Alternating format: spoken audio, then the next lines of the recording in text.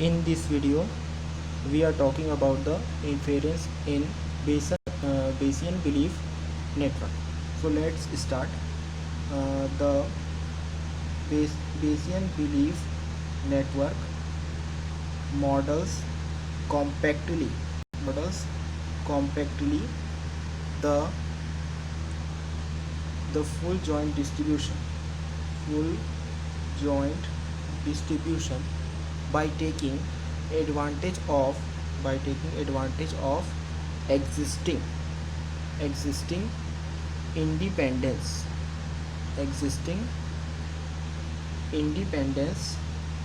between variables.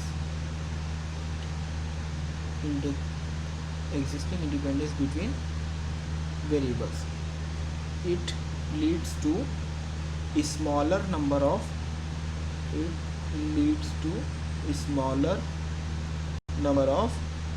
parameters.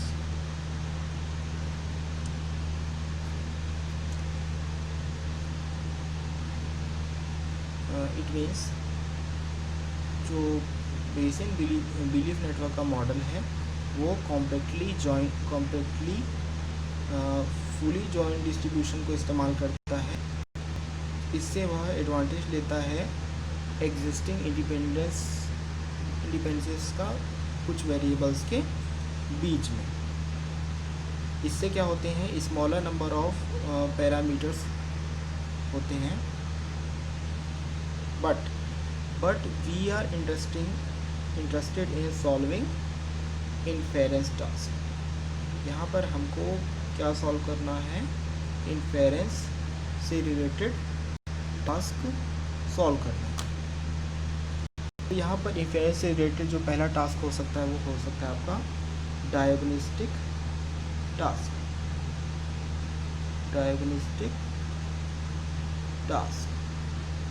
यदि हम बात करें डायग्नोस्टिक टास्क के बारे में, तो इसका मतलब होता है from effect to cause. Diagnostic task का मतलब होता है फ्रॉम इफेक्ट टू कॉज, यानी कि प्रोबेबिलिटी ऑफ, यानी कि एग्जांपल के probability of burglary, B for burglary, probability of burglary upon John calls equal true. This is called diagnostic task. Now we are talking about the prediction task.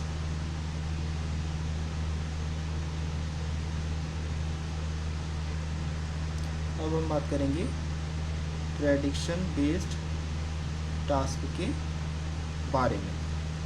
जो prediction based task होगा उसमें हम जाएंगे from cost to effect, यानी कि जो आपका prediction task होगा इसमें हम मूव करेंगे फ्रॉम कॉज टू इफेक्ट। इसमें मूव करेंगे फ्रॉम कॉज टू इफेक्ट, यानी कि probability of John calls and burglary equal true. तो ये हो गया आपका प्रेडिक्शन टास्क। अभी तक हमने दो टास्क को देखा। पहला था डायग्नोस्टिक टास्क, जो था आपका इफेक्ट टू कॉज, और दूसरा हमने देखा प्रेडिक्शन टास्क, जो कि है cause to effect.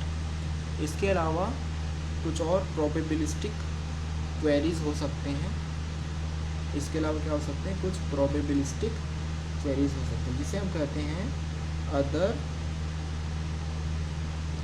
Other probabilistic queries.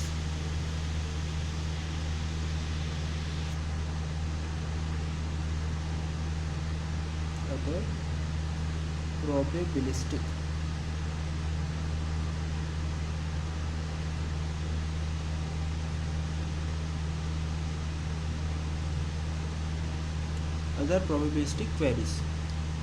ये जो क्वेरीज होते हैं जॉइंट डिस्ट्रीब्यूशंस पे होते हैं, क्वेरीज ऑन जॉइंट डिस्ट्रीब्यूशन, यानी कि probability of alarm, probability of alarm. तो ये अभी तक हमने आपको 3 डिफरेंट टास्क और या क्वेरीज के बारे में बताया, एक डायग्नोस्टिक टास्क, प्रेडिक्शन टास्क और अदर प्रोबेबिलिस्टिक क्वेरीज। तो यहाँ पर एक क्वेश्चन उठता है, क्वेश्चन ये होता है क्या हम एडवांटेज ले सकते हैं इंडिपेंडेंसेस का ताकि कंस्ट्रक्ट किया जा सके स्पेशल एल्गोरिथम्स और स्पीड अप किया जा सके इन्फेरेंस को। तो इसका आंसर ये है कि इसके लिए हमारे पास एक बैड न्यूज़ है।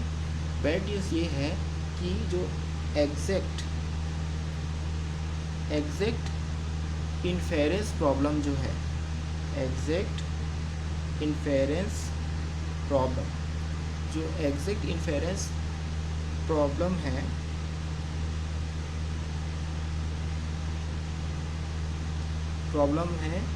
BBN में, एग्जैक्ट इन्फेरेंस प्रॉब्लम है BBN में, वो है NP हार्ड, वो है NP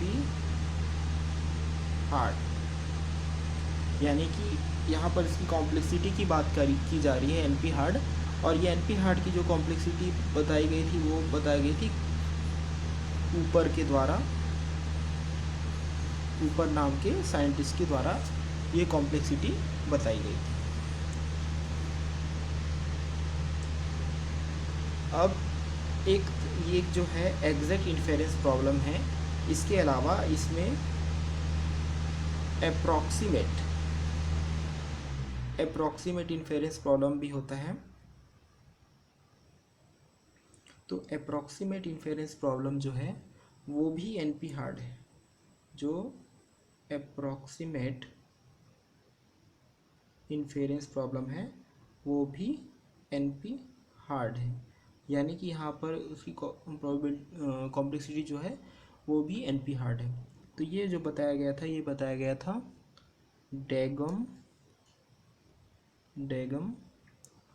लूबी के द्वारा, ये बताया गया था डेगम लूबी के द्वारा।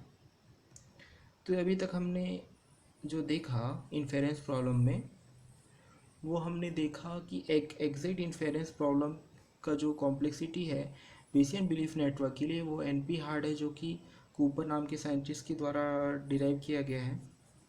इसके अलावा जो आपका अप्रॉक्सीमेट इन्फेरेंस है वो भी NP हार्ड है, जो कि दिया गया है डेगम लूबी के द्वारा। लेकिन वेरी ऑफन हम अचीव कर सकते हैं इसमें इम्प्रूवमेंट्स, हम इसमें अचीव कर सकते हैं इम्प्रूवमेंट्स, एकदम मिनिमल इम्प्रूवमेंट नहीं, सिग्निफिकेंट इम्प्रूवमेंट। सपोज यहाँ पर हम फिर से एक एग्जांपल ले रहे हैं अलार्म नेटवर्क का। हम किसका एग्जांपल ले रहे हैं? अलार्म नेटवर्क का। सपोज यहाँ पर क्या हुई है, बर्गलरी हुई है, बर्गलरी हुई है, या फिर दूसरा केस क्या हो सकता है, अर्थक्वेक है। दूसरा केस क्या है? अर्थक्वेक का केस है।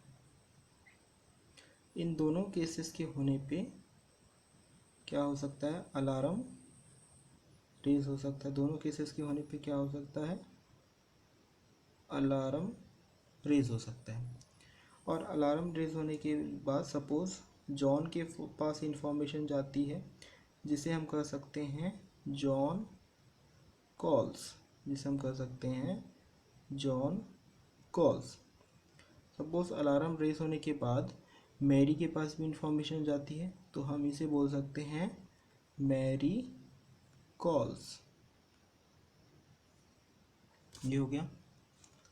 सपोज हम कंप्यूट करना चाहते हैं, सपोज हमको क्या कंप्यूट करना है कि probability of J = T। Suppose हमें कंप्यूट करना है प्रोबेबिलिटी j इक्वल ट्री, यानी कि क्या जॉन कॉल्स ट्रू है। तो इसको करने के लिए हमारे पास, इसे कंप्यूट करने के लिए हमारे पास जो एक अप्रोच है वो है ब्लाइंड अप्रोच। हम यहाँ पर पहला जो अप्रोच यूज़ करें वो होगा अप्रोच 1, जिसे हम कहते हैं ब्लाइंड अप्रोच, जिसे हम क्या कहते हैं ब्लाइंड अप्रोच।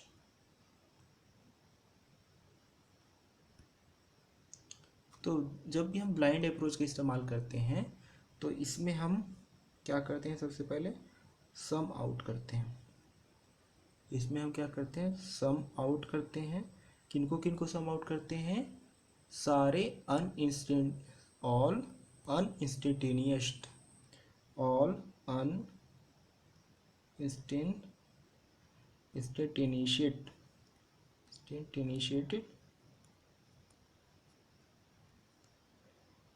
सम आउट करते हैं सारे अनइंस्टिएटेड वेरिएबल्स को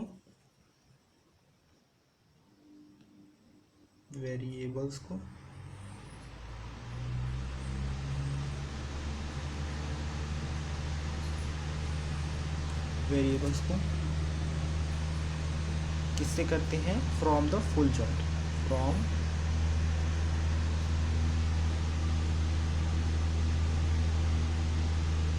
द फुल जॉइंट हम करते हैं।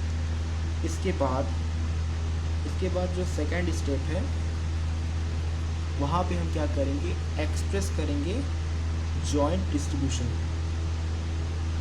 सेकंड स्टेप में एक्सप्रेस करेंगे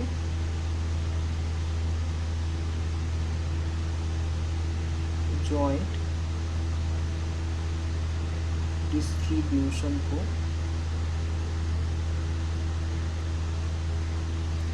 जॉइंट डिस्ट्रीब्यूशन को as a product of conditional, as a product of conditionals.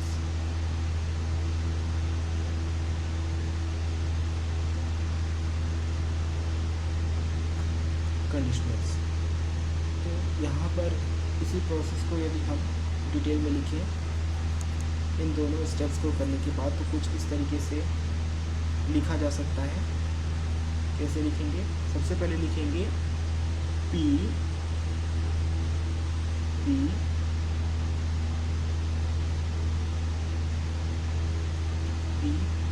J equal T equal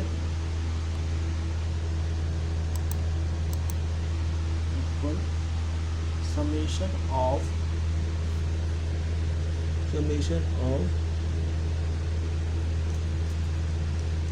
B P equivalent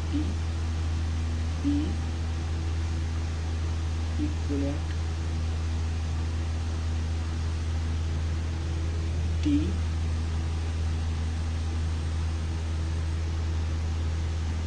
summation of E equivalent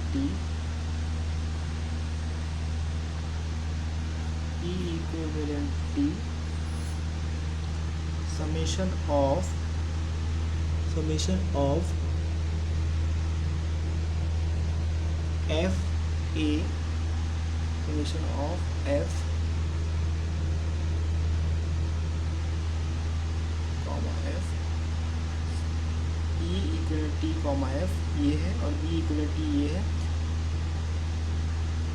इसके बाद जो थर्ड समेशन लगा, एक बार और समेशन लगेगा, इसमें होगा A equivalent T, A equivalent T, again fourth summation में हम लिखेंगे M equivalent T comma F। इन सभी के बाद, इन सभी के साथ क्या लिखा रहेगा, P, और इस P के ब्रैकेट में, in the bracket of P we can write B equal B comma E equal ई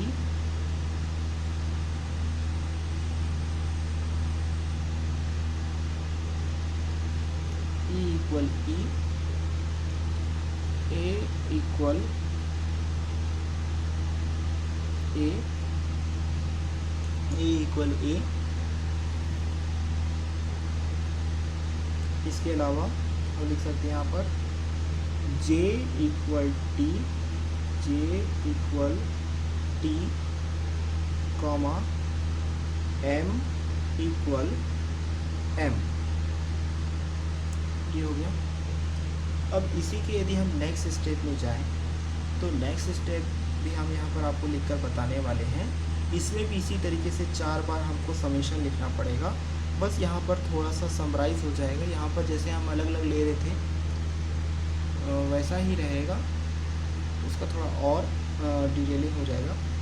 यानी कि ये हो जाएगा equal summation B equivalent T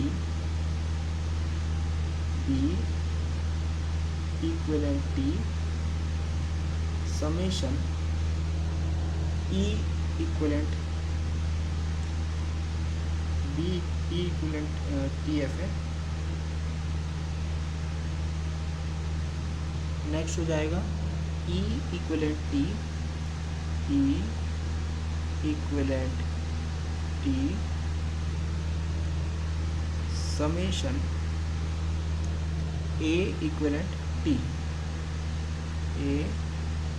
equivalent T summation M equivalent T T comma F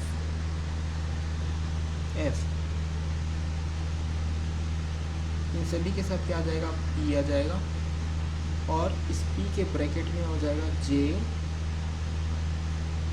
equal T upon A equal A B M equal M equal M upon A equal A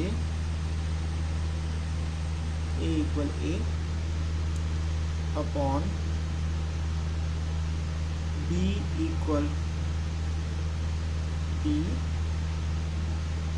comma E equal E P B equal B equal B P E equal E. ये हो जाएगा। अब इसमें जो next जो हमको calculate करना है वो कहलाता है आपका कंप्यूटेशनल कॉस्ट, यानी कि नंबर ऑफ एडिशन और नंबर ऑफ प्रोडक्ट्स। यानी कि इसके बाद भी हमको क्या कैलकुलेट करना है, computational cost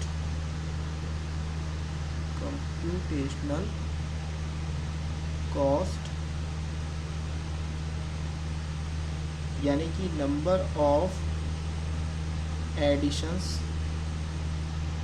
number of products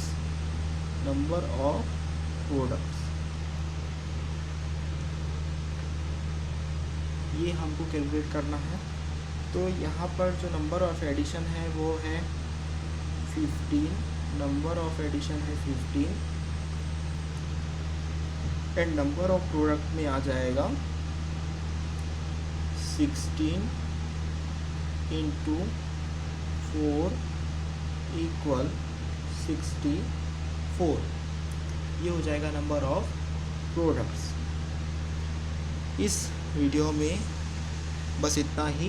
next video में हम बात करेंगे इन्फेरेंस इन बेसियन नेटवर्क्स के second approach number 2 interleave sums and products के बारे में। यदि ये वीडियो आपको अच्छा लगे तो इस वीडियो को लाइक करें, शेयर करें, हमारे चैनल को ज़रूर सब्सक्राइब करें। Thank you.